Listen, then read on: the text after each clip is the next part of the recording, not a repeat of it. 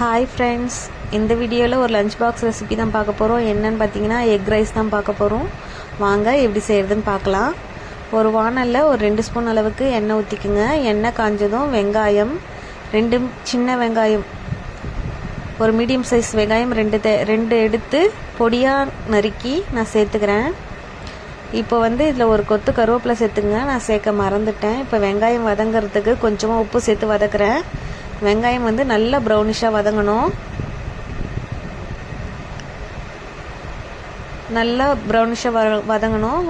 அடுப்பை கொஞ்சம் சிம்மில் வச்சுக்கோங்க. ஏன்னா பெருசாக வச்சிங்கன்னா வெங்காயம் தீயறதுக்கு வாய்ப்பு இருக்குது.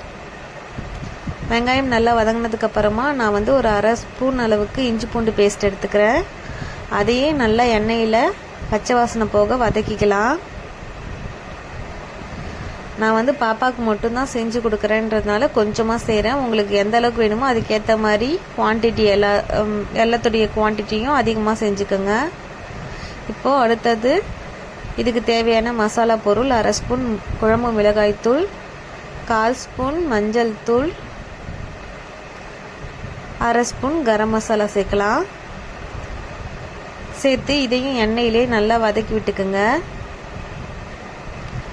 எண்ணெயிலே வதங்கும் போது ஒரு 2 நிமிஷம் போல் வதக்கி விட்டிங்கன்னா சிம்மில் வச்சு தான் வதக்கணும், இல்லைன்னா தீஞ்சிடும். வதக்கி விடும்போது அதோடைய பச்சை வாசனைலாம் போயிடும். அப்படியே நம்ம வதக்கி வச்சது அப்படியே வானலில் ஒரு பக்கமாக தள்ளிட்டு ஒரு முட்டையை உடச்சி ஊற்றிக்கலாம். அடுத்தது முட்டைக்கு தேவையான அளவு கொஞ்சமாக உப்பு சேர்த்துக்கலாம். ஒரு சிட்டிக்கு உப்பு சேர்த்தா போதும். அடுத்தது கொஞ்சம் மிளகுத்தூள் முட்டை மேலே தூவிக்கலாம்.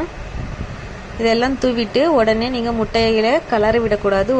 ஒரு நிமிஷம் போல் அப்படியே விடுங்க. முட்டை அடியில் கொஞ்சம் வேகணும்.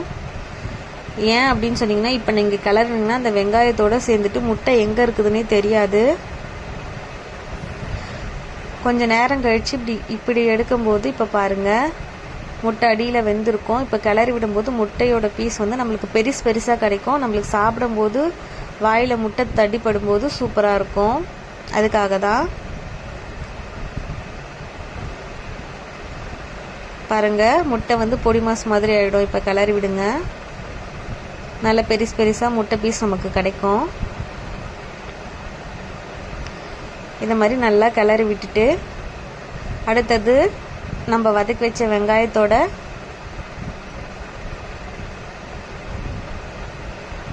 இதை சேர்த்து கிளறிக்கலாம். அவ்வளோதான், முட்டை சாதத்துக்கு தேவையான பேஸ் ரெடி ஆகிடுச்சு. அடுத்தது நம்ம வடித்து வச்ச சாதத்தை இதில் சேர்க்குறோம். நான் ஒரு கரண்டி சாதம் மட்டும் சேர்க்குறேன். பாப்பா அவ்வளோதான் சாப்பிடுவா. அதுக்கேற்ற அளவுக்கு தான் நான் கொஞ்சம் கொஞ்சமாக சேர்த்துருக்கேன் எல்லாமே. இப்போது நான் வெங்காயத்துக்கும் முட்டைக்கும் மட்டும்தான் உப்பு போட்டிருக்கோம். சாப்பாட்டுக்கு நம்ம உப்பு போடல. அதனால சாப்பாட்டுக்கு கொஞ்சமாக உப்பு சேர்த்துக்குங்க. கொஞ்சமாக சேருங்க. ஏன்னா வெங்காயத்துலேயும் நம்ம உப்பு போட்டிருக்கோம், முட்டையிலையும் நம்ம உப்பு போட்டிருக்கோம். சரிங்களா? உப்பு மட்டும் சேர்க்கும்போது பார்த்து சேருங்க. சேர்த்துட்டு எல்லாத்தையும் நல்லா ஒன்று சேர கிளறி விடுங்க.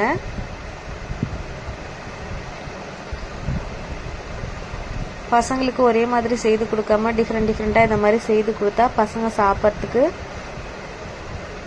ஆர்வமாக இருக்கும். அவங்க எல்லாத்தையும் சாப்பிட்டு காலி பண்ணிட்டு வருவாங்க. இது ஹெல்த்தியாகவும் நம்மளுக்கு இருக்கும். இங்கே பாருங்கள், கடைசியாக கொத்தமல்லி தூவி இறக்கிக்கலாம்.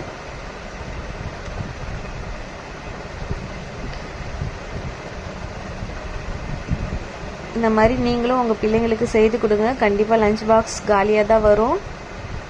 செய்து கொடுத்துட்டு எப்படி இருக்குதுன்னு சொல்லிவிட்டு எனக்கு மறக்காமல் கமெண்ட் பண்ணுங்கள். அப்படியே என் சேனலை சப்ஸ்கிரைப் பண்ணிக்கோங்க. முட்டை சாதம் ரெடி. பாய்.